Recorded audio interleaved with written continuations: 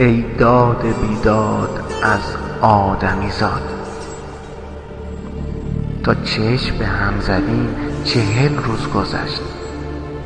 گذر عمر چقدر عجیبه.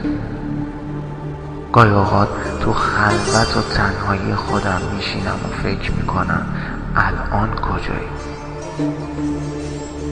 مامان نازنینم، من هنوز نبودن تو باور نکردم.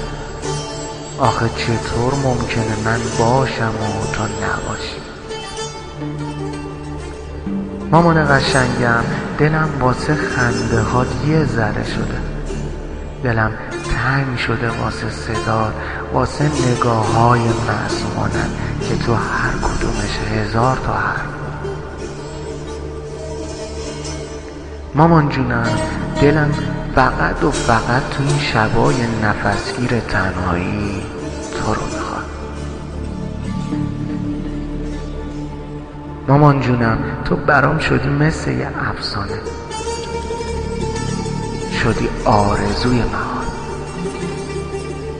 مامان جونم، دلم برای تو و عطر تنت کوچیک شده. راستی کجایی الان؟ مامان جونم، صدای منو میشنوی؟ دارم باهات حرف میزنم. کاش بودی و آرومم